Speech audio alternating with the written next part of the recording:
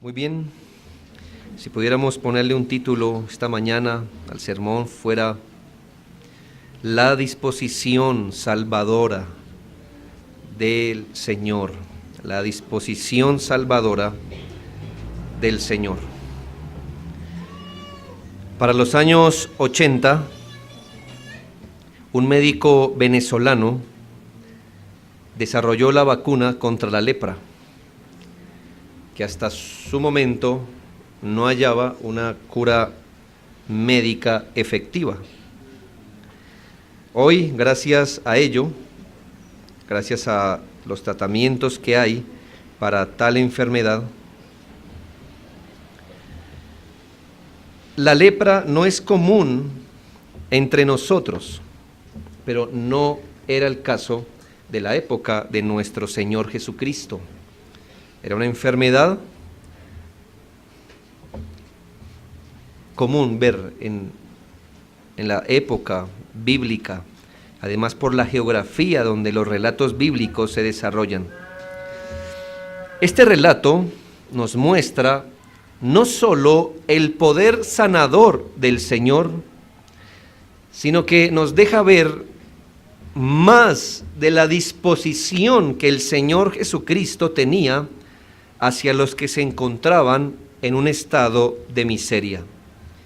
Por supuesto que ya el mismo milagro es maravilloso, cuanto más lo que representa el milagro. Es decir, ya solo entender que el Señor, tocando a un leproso, le ha sanado, cuanto más lo que nos señala dicho milagro, y es la disposición que Cristo tiene para salvar al hombre de aquella lepra espiritual que nos es común como seres naturales.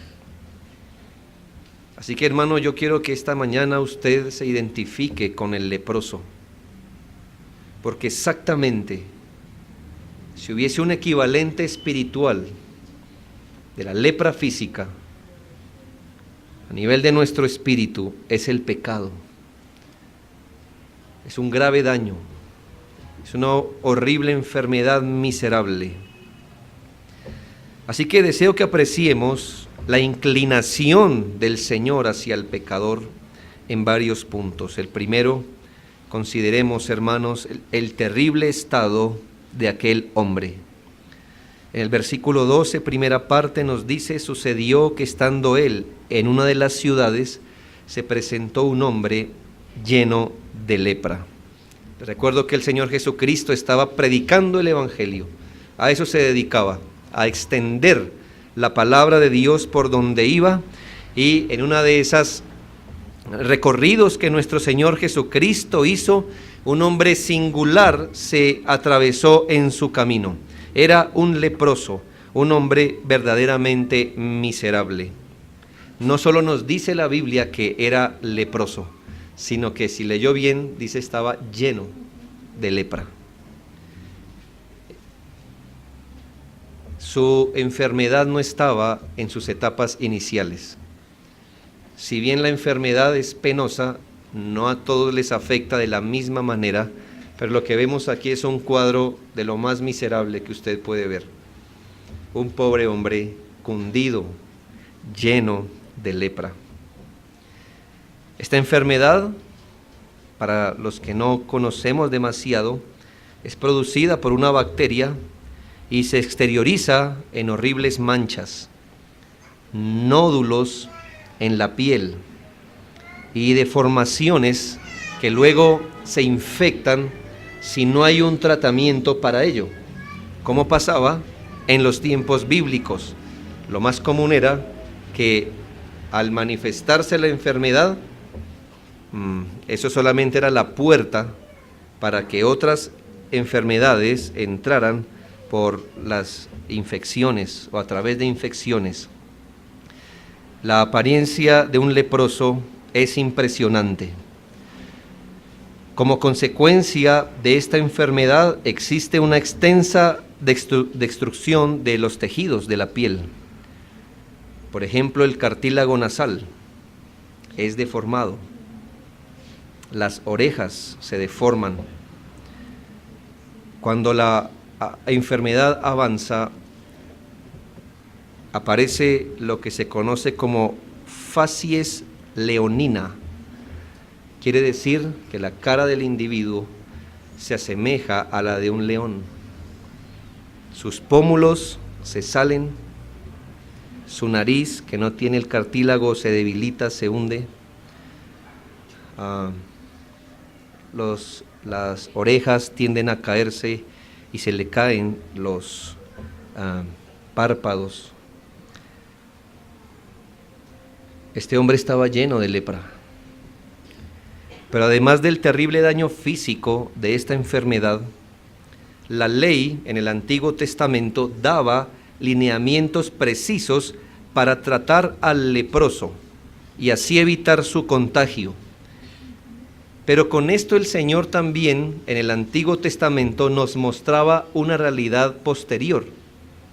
Es decir, cuando dio leyes para tratar la lepra, no solamente estaba queriendo que una enfermedad que hasta ese día no tenía cura se extendiera en el pueblo, sino que ese mismo tratamiento de la enfermedad nos mostrara una realidad última, y es la realidad de la impureza por el pecado. De manera que cuando un brote aparecía en una persona, en Israel, los sacerdotes deberían ir y mirar los síntomas del individuo y determinar si lo que tenía era o no lepra.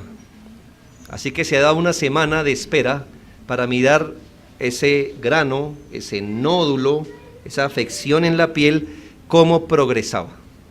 Si se mantenía igual, se esperaban más tiempo; si retrocedía, fuera de peligro. Pero en el caso que ese pequeño grano se extendiera, apareciera más, Levítico 13:8 nos dice lo que ocurría. Y si reconociéndolo el sacerdote ve que la erupción se ha extendido en la piel, lo declarará inmundo, es lepra. El punto aquí no es la vista de un médico diciendo, en efecto está enfermo, no. Sino que si usted se da cuenta, la aparición de la enfermedad ahora le daba una categoría a ese individuo. Caía en la categoría de ¿qué? De alguien inmundo, no solo enfermo, eso era obvio. Que estaba enfermo era evidente. Pero ¿qué pasa? Esa enfermedad, llamémosle personalmente, lo afectaba, esa infección lo volvía enfermo, pero legalmente lo convertía en inmundo. Una cosa era lo que le pasaba a su piel, enfermo, y otra cosa era cómo quedaba calificado según la ley.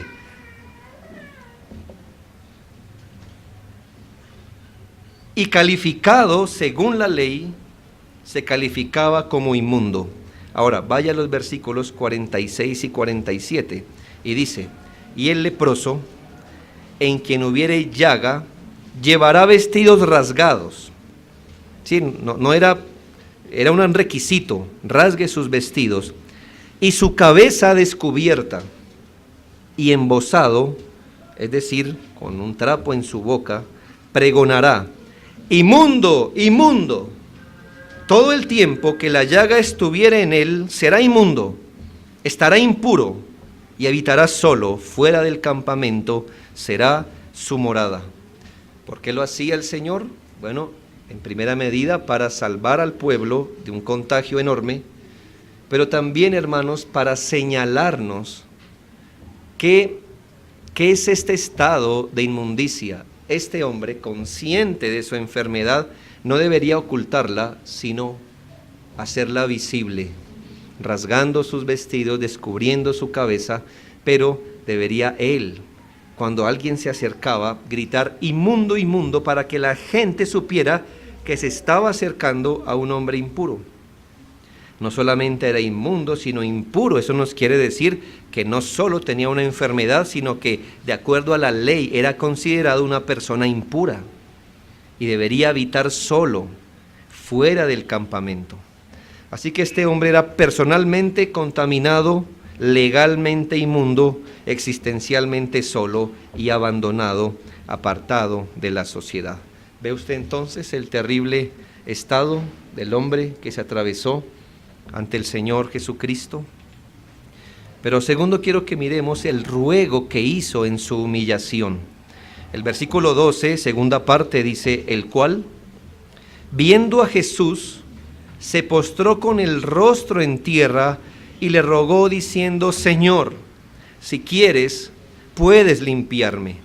Solo quiero que piense, hermano, en ese hombre de facciones espantosas, de párpados caídos, mirando a la distancia, que se acercaba a aquel que enseñaba la palabra de Dios y se escuchaba de él que mostraba misericordia para con el miserable. Me parece muy emotiva esa expresión, el cual viendo a Jesús. ¿Hace cuánto tiempo sus ojos no se posaban en algo tan hermoso como ver pasar al Señor Jesucristo? Debió ser impactante no solamente para sus ojos, sino esperanzador también, que aquel de que él ha escuchado que sana a las personas, que tiene misericordia, que no es orgulloso, que recibe. Recuerde, hace un tiempo leímos que pasó toda una noche sanando a todos los que le trajeron a él. Así que este hombre entiende quién es el que va allí. Seguramente este hombre, como todo judío, es consciente de los protocolos legales para comportarse en público. Pero hermanos, hubo algo en él, una conciencia de su miseria, y en su afán no grita inmundo, inmundo, sino que va corriendo donde el Señor. Y sus primeras palabras, luego que se le atraviesa en su camino, es: Señor, Señor. Ah, mis hermanos, porque no hay ninguna virtud en que el hombre diga: yo soy pecador. Eso lo sabemos todos. Pero bendito sea el hombre que, conociendo su miseria, puede atravesarse ante el Salvador y decir: Señor. ¿Entiendes? Pregúntale a cualquier persona: ¿eres pecador? Hasta el más tonto va a decir: todos lo somos. Todos somos inmundos por el pecado. Pero mira quién tiene ojos para ver al Salvador y atravesar cualquier obstáculo y postrarse ante él y llamarle Señor. Pero esto fue lo que hizo este hombre. Todo se nubló alrededor, solo hubo ojos para aquel que podía tener misericordia de él. Tal era su afán, hermanos, tal era su necesidad. Pero hay más, hermanos. Aquel hombre se acercó con un espíritu de genuina humildad. Y recordemos, hermanos, que Dios no desprecia a los humildes. No los desprecia. No los desprecia. Como miramos que el hombre que vino con un espíritu genuinamente humilde, tres cosas nos dan a entender. La primera: se postró rostro en tierra. No sé si usted se hizo esa imagen, o usted pensó que el hombre se arrodilló delante de Cristo o se hincó. No, hermanos. El hombre se atravesó ante el Señor y se extendió en el piso, poniendo su cara en el polvo. Esto es humildad, hermanos.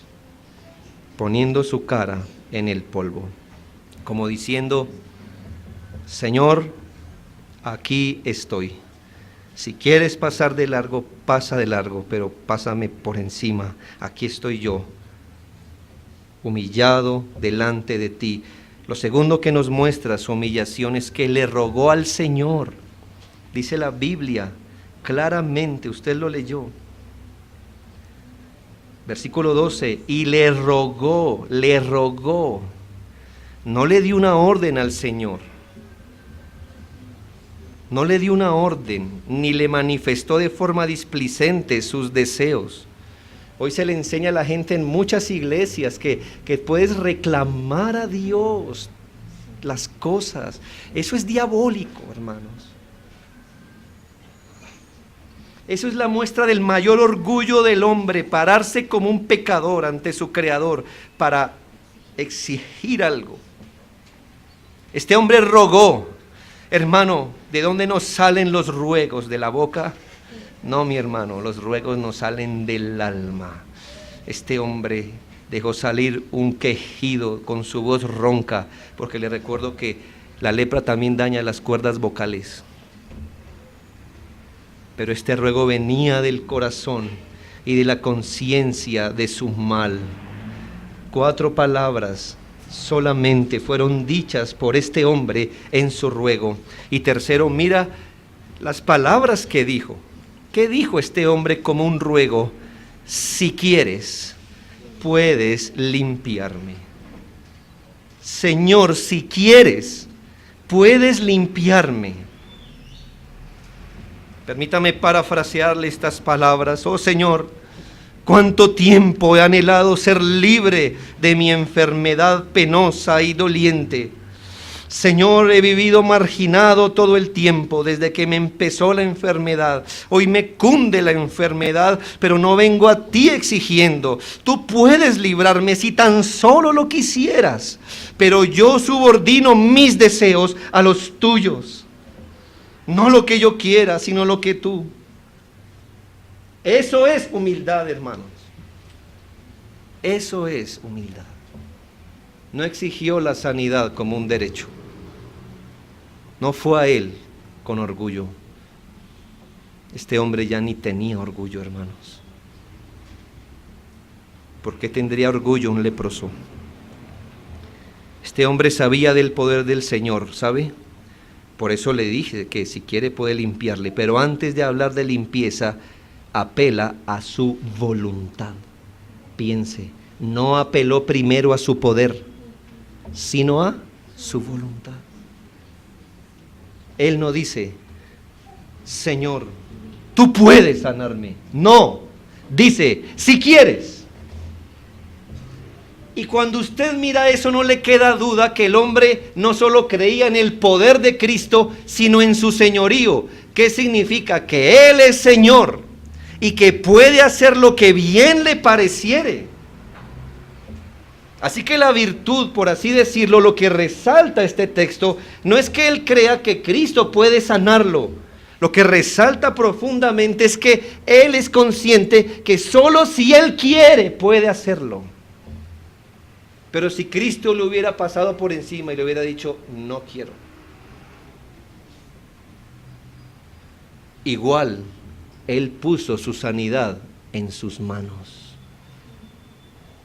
Él podía decir sí o podía decir no, si quieres. Pero mira aquí la misericordia como tercero del buen Salvador. Ay, mis hermanos, jamás nos vamos a cansar de leer textos como estos, versículo 13.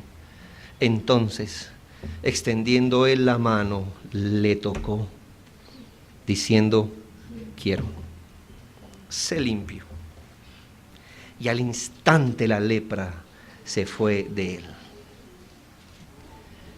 Vemos la maravilla del poder de Cristo, hermanos, y su autoridad. Eso es muy evidente, ¿no cree? Su poder y su autoridad. Pero no quiero solo que mire su poder, hermanos.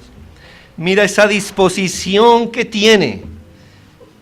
¿De qué sacamos con una persona poderosa? Conocemos muchas, pero que no tienen voluntad, disposición para ayudar.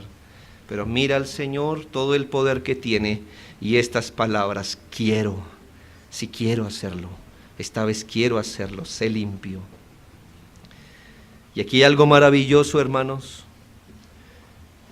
que está escrito en el Antiguo Testamento, que todo aquel que toque un inmundo, queda inmundo. Pero aquí hay un caso, hermanos, es el único que puede tocar un inmundo y no se vuelve inmundo. El inmundo queda limpio. Él no queda inmundo. Es increíble, hermanos. El poder y la autoridad del Señor. La palabra de Dios dice que nadie podía tocar ni siquiera a una mujer impura, inmunda, ni siquiera donde se sentaba. Podía usted sentarse o quedaba inmundo, pero es el único que puede tocar a la mujer del flujo de sangre y no quedar impuro, pero ella queda pura. Y es el único que puede tocar un leproso y no quedar inmundo, pero el leproso quedar puro. Y escucha cómo la enfermedad retrocedió tan rápidamente como cuando prendes la luz en un lugar oscuro. Y al instante la lepra desapareció. Quiero, dijo el Señor, y antes que el mismo leproso pudiera asimilar el significado de esas palabras, su enfermedad se va. Piensa solo en esa imagen. Este hombre se levanta a mirar sus manos, a tocar su piel, su boca. No hay nódulos, su piel está limpia. Las bacterias que hasta el día de hoy se combaten después de terribles tratamientos sistemáticos, fue retrocedida con un quiero. Sé limpio. Hermanos, este hombre no fue quedando limpio. Progresivamente, este hombre quedó limpio. Me gusta pensar, hermanos, un poco leyendo entre líneas, esa mañana en que el leproso amaneció un día normal, con su lepra, acostumbrado a sus dolores, a su miseria. Pero esa noche se fue a la cama como un hombre limpio, porque Dios tiene misericordia del miserable. Ahora, como cuarto, quiero que mires la indicación que le da al hombre sano. Versículo 14, y él le mandó que no lo dijese a nadie, sino ve, le dijo, muéstrate al sacerdote y ofrece por tu purificación, según mandó Moisés, para testimonio a ellos. El Señor Jesucristo le ordena al hombre seguir los procedimientos de Levítico 14, no lo vamos a leer, pero así como Levítico 13 nos dice qué debían hacer cuando aparecía un leproso, Levítico 14 nos dice qué debía hacer si un leproso resultaba sano. Y las indicaciones eran las siguientes: vaya, preséntese al sacerdote. Si el sacerdote cuando lo mire dice usted está limpio, entonces debería hacer un sacrificio como una muestra de que él había sido no solamente sano, sino convertido del estado de impuro a puro, a través de un sacrificio. ¿Me hago entender? El punto no era simplemente que el sacerdote dijera ya no estás enfermo, no, sino bueno, había sido declarado un hombre impuro, y solamente a través de un sacrificio puede ser restaurado a la condición legal de hombre puro.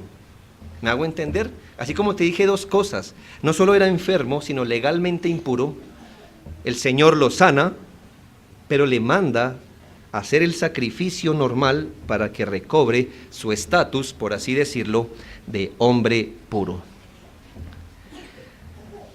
Ahora, quiero que piense lo que el Señor le dice. Ve, muéstrate al sacerdote y ofrece por tu purificación, según mandó Moisés, para testimonio a ellos. Para testimonio a ellos. El punto pienso que es doble. Ve y haz todo de acuerdo a la ley, para que no digan que yo me estoy inventando una religión donde desconozco la ley, porque yo no he venido a abrogar la ley, sino a cumplirla. ¿Me hago entender? Ese puede ser el testimonio que le mandó dar, porque usted sabe una de las acusaciones hacia el Señor Jesucristo, que él enseñaba en contra de Moisés, que él no creía en la ley, que él vino a abrogarla. El mismo Señor Jesucristo dijo, no, yo no vine a abrogar la ley, vine a cumplirla. Puede ser ese el testimonio para que cuando le preguntaran, pero Señor, ¿usted realmente estaba leproso? Sí, ¿hasta hace cuánto? Hace unos momentos. ¿Quién lo sanó? Jesucristo. Y él mismo me mandó a que ofreciera sacrificios. Me hago entender, iba a ser de testimonio. Pero también pienso esto, hermanos.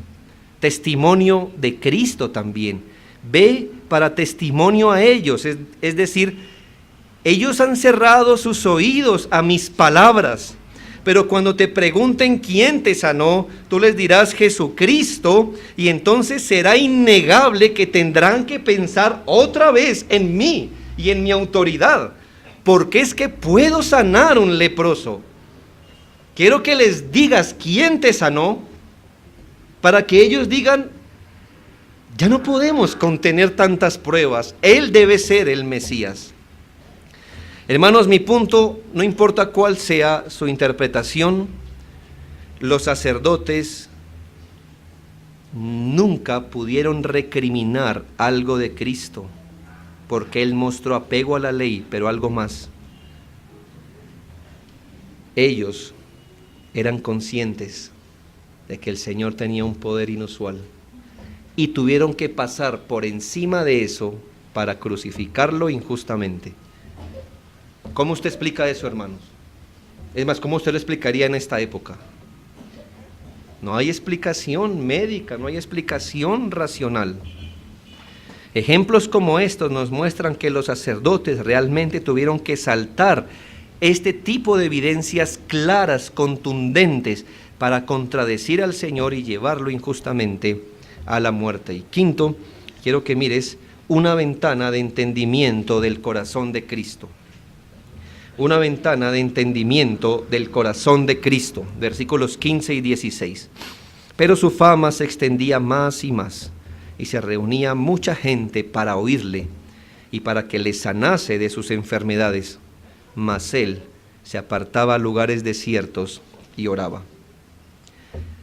Dos asuntos nos muestran un poco el corazón del bendito Señor. Cuando hablo del corazón estoy pensando en sus intenciones.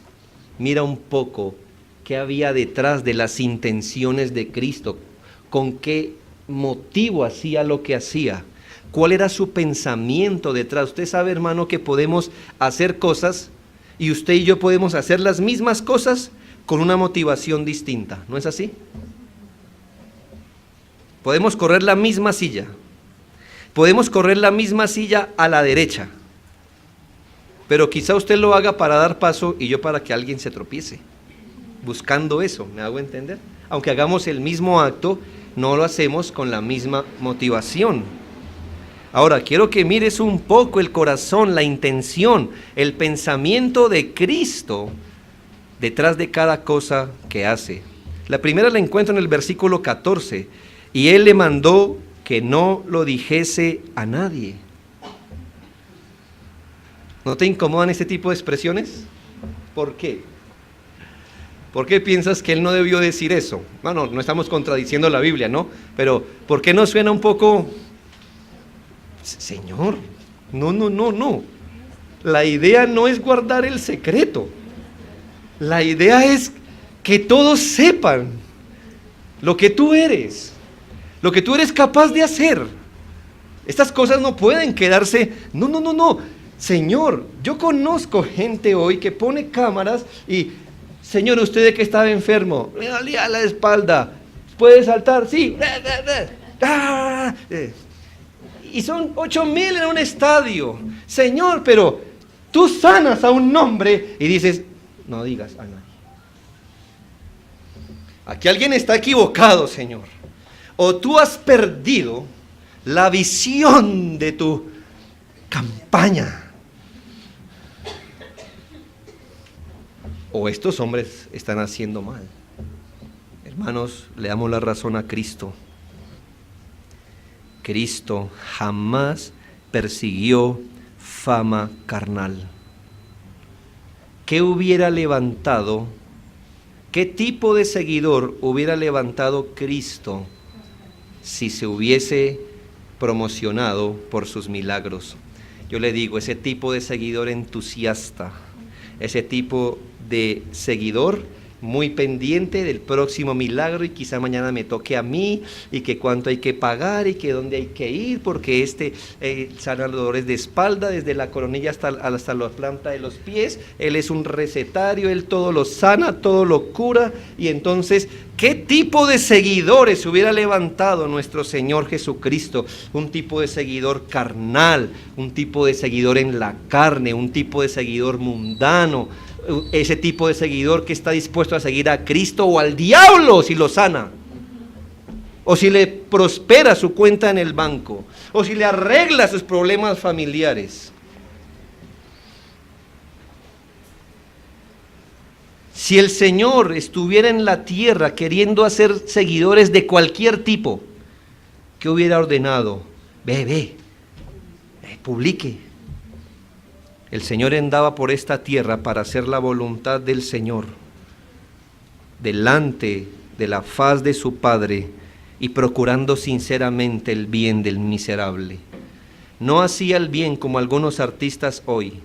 ¿Cómo sabes que donaron $3 millones a una fundación? Hermanos, porque ellos llaman a la prensa y dicen, ay, hago esto de buen corazón. Si es de buen corazón, ¿por qué llamaste a la prensa?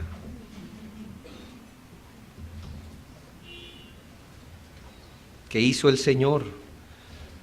Realmente mostró disposición para aliviar la miseria de ese hombre. Tanto así que le dijo, ¿sabes? Con que tú hayas recibido este beneficio es suficiente. Eso es lo que quise hacer desde un comienzo.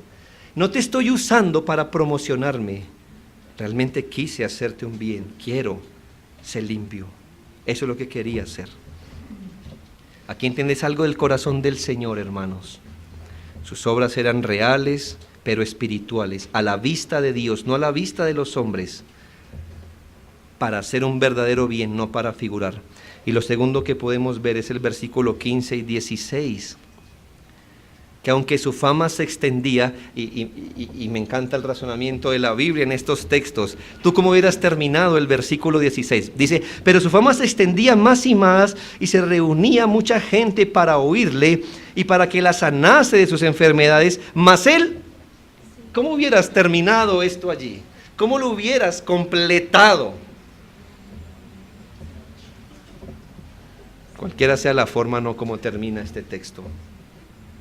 Mas él, en respuesta a que su fama se extendía, a que mucha gente se aglutinaba al lado de él para oírle, en respuesta a que muchos venían a ser sanos, en respuesta a eso, él se apartaba a lugares desiertos y oraba.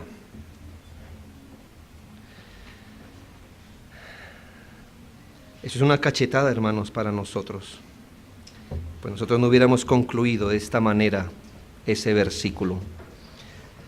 Lo hallamos huyendo de la fama carnal, apartándose para estar con el Señor, para dar gloria a quien la debía, pidiendo seguro fuerza, pidiendo poder, pidiendo sabiduría, para que la gente entendiera su ministerio, para que la gente quizás no entendiera que Él es un médico, pero que era el Salvador.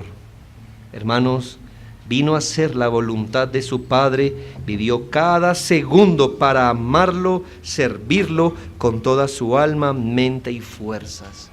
Y así lo manifestaba. Tú puedes decir, ay, yo amo al Señor con todas mis fuerzas.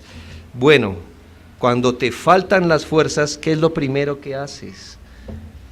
¿O qué te retiras a hacer? Y ahí entendemos, hermano, el corazón de Cristo. Porque cuando estaba cansado no dijo, ay, Pedro, consígueme una cama, estoy rendido, que nadie me moleste, no me pases visitas, nada. Mira, lo digo con respeto. Pero cuando estaba cansado, se apartó a orar. A orar. Qué humillación, hermanos. Porque Él es el Señor de la creación. Él es el Señor de salvación. Y se apartaba para estar con su Padre. De otro lado, cuánta miseria y necesidad hay en nosotros y cuán poco oramos nosotros. Qué poco oramos. Si el Señor del cielo, el Creador, el dueño de todo, el que con su palabra, hermanos, su palabra, 4 palabras para retroceder una lepra, se aparta a orar. Nosotros no estamos de ese lado, estamos del otro lado, del lado del miserable, del lado del leproso, del lado del necesitado, y ni siquiera a veces 4 palabras decimos al Señor. Cuán poco es nuestra vida de oración.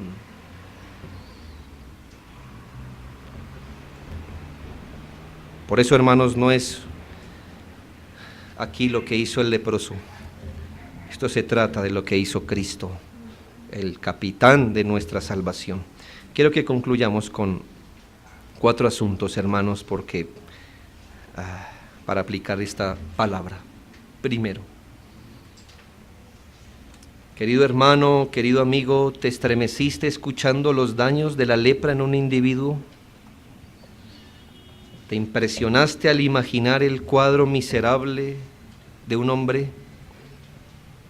Te ruego que escuches esta terrible descripción hecha por la Biblia del pecado en el hombre.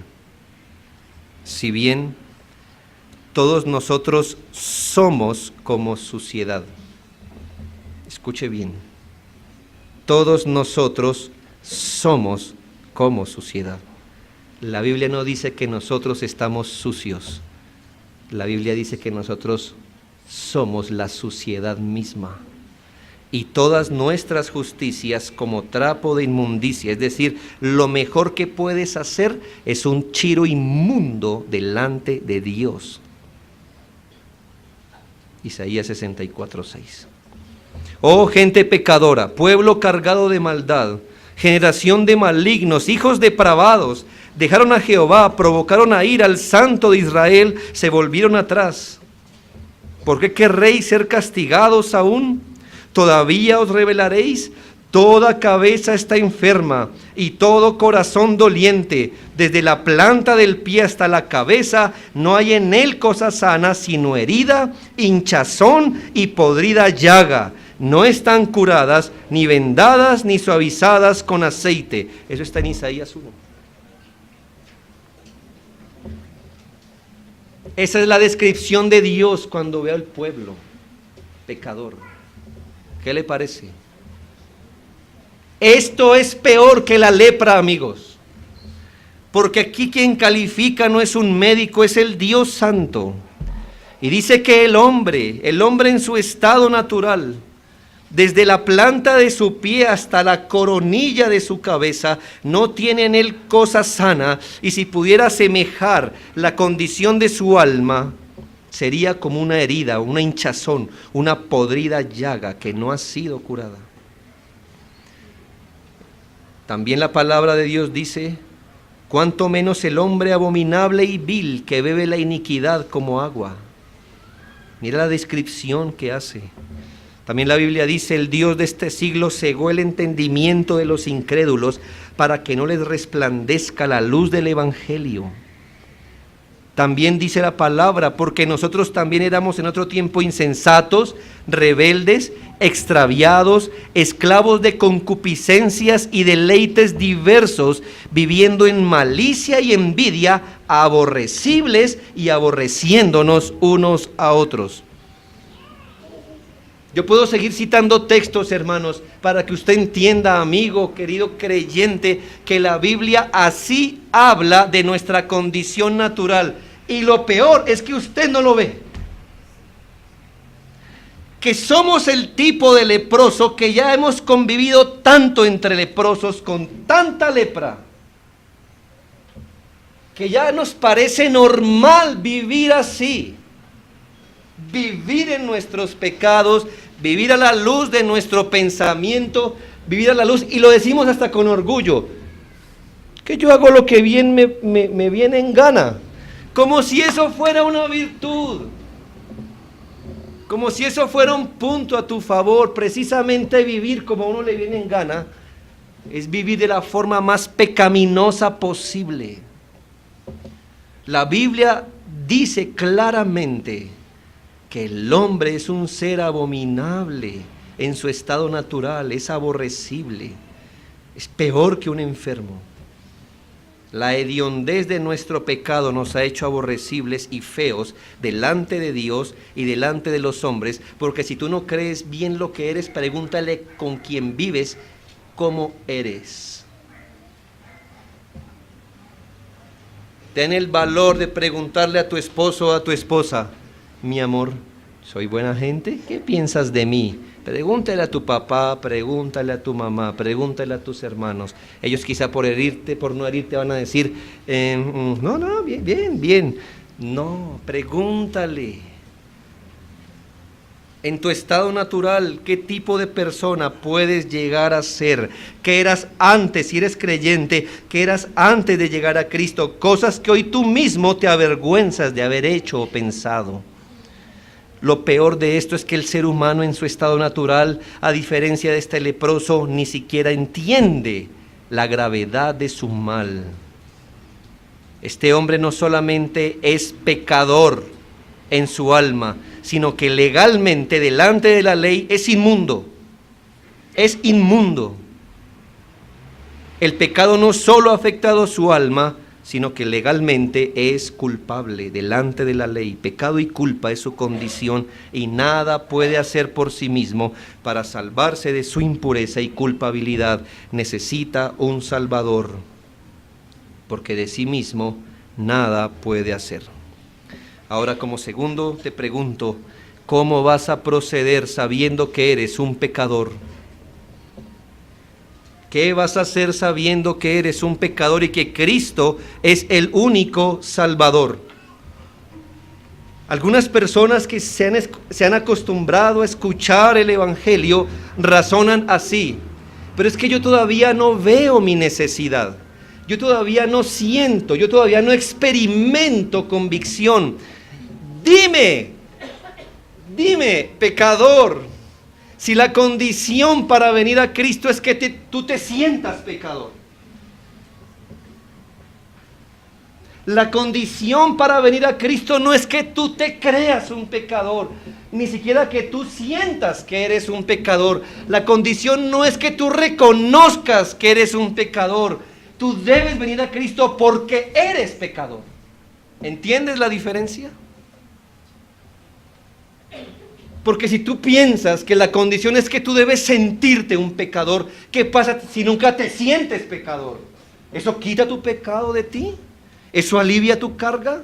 No, tú debes venir a Cristo no porque sientas que eres un pecador, no porque reconoces que eres un pecador. Tú debes venir a Cristo porque eres pecador. Eso es lo que eres, y Él es un Salvador. No debes venir a Cristo porque sientes que Él es un Salvador. Vas a Cristo porque Él es un Salvador y tú eres un pecador. Y entonces, ¿cómo resultaría nuestra historia si el leproso no se hubiera sentido enfermo?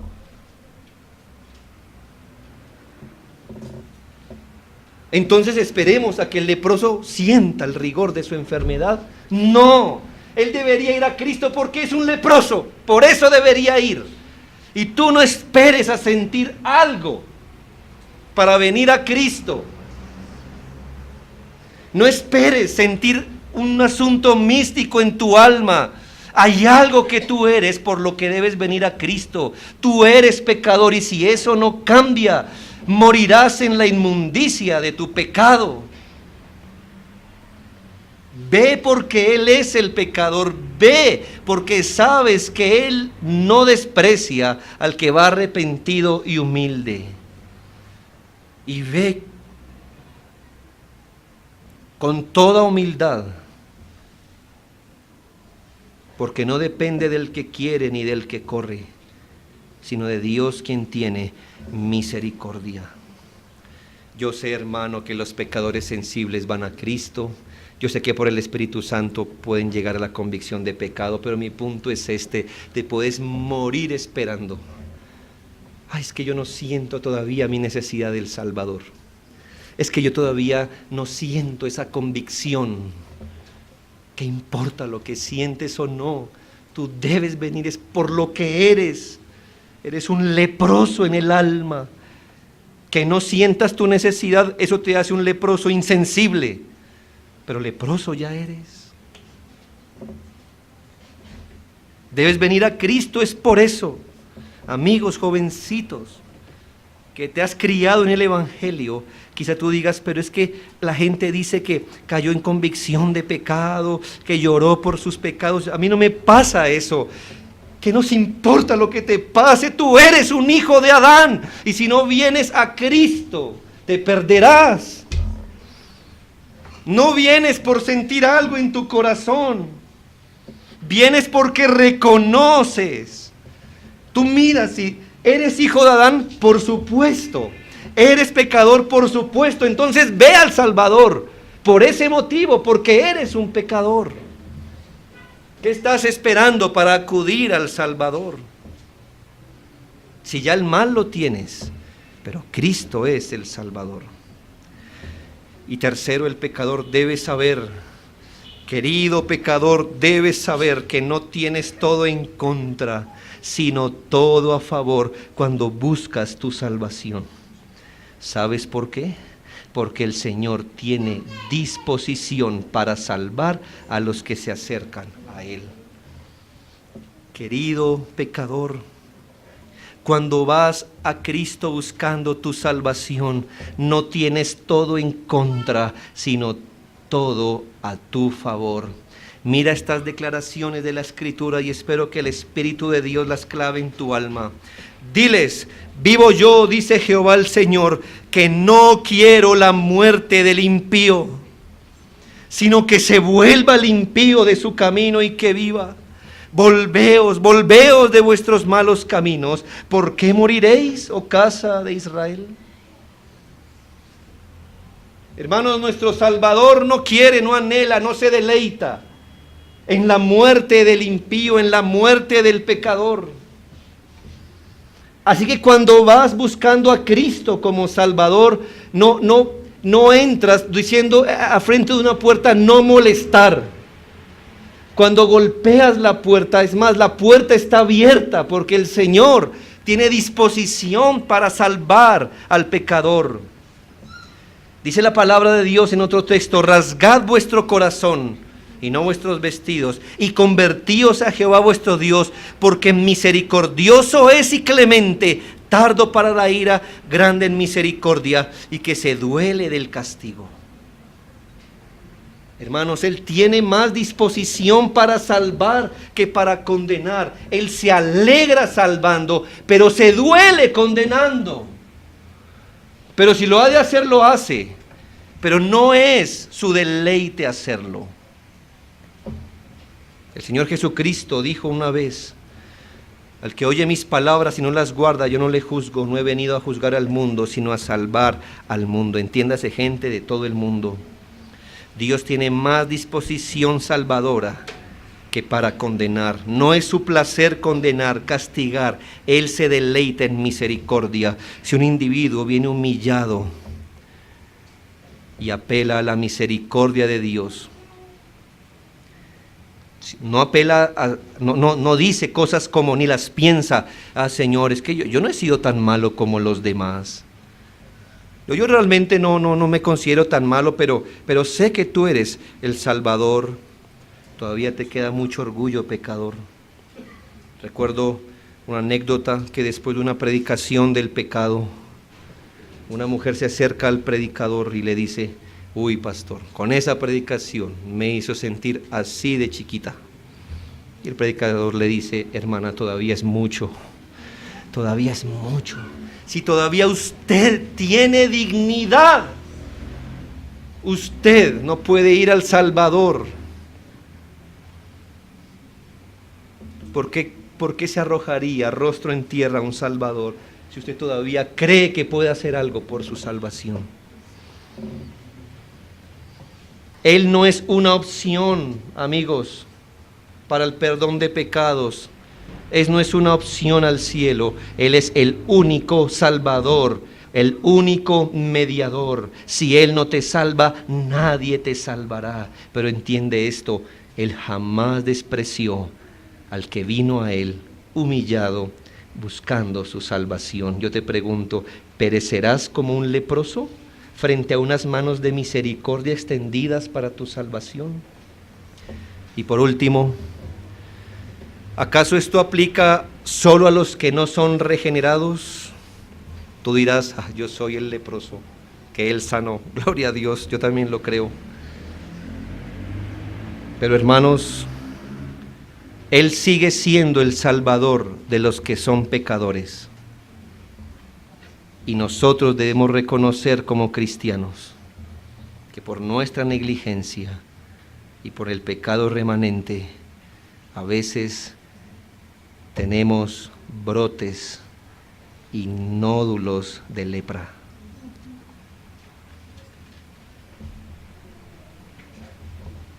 O nuestro pecado remanente es de otra categoría. Es decir, el pecado del impío, es pecado. Pero el pecado del creyente, no, ese es un pecado pequeño. Les recuerdo lo que el apóstol Pablo dice a los colosenses. Recuerde que por esas cosas que ustedes hacen como iglesia, la ira de Dios se derrama sobre los hijos de desobediencia. Así que la culpa es la misma.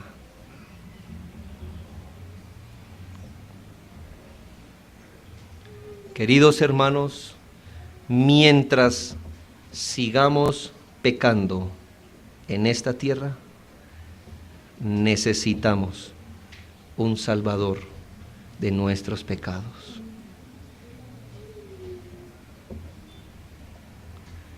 ¿Sabes, querido hermano? Cuando tú y yo pecamos, tenemos que ir al mismo lugar al que va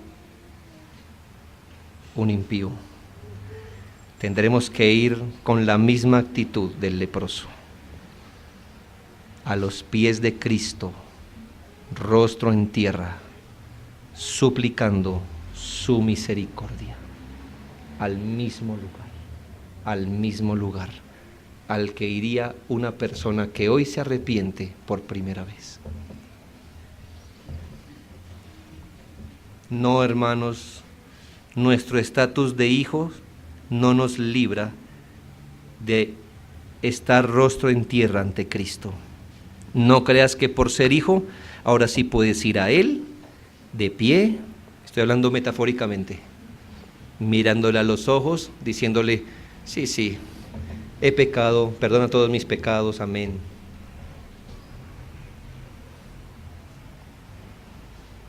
Somos hijos, pero somos pecadores también. Y si bien Él perdonó nuestros pecados, siempre debemos renovar nuestro arrepentimiento en el mismo lugar al que fue el leproso, a los pies de Cristo, suplicando misericordia.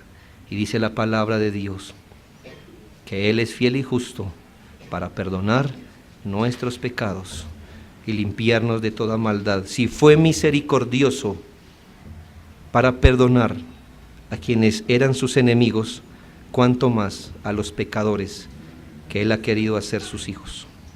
Oremos.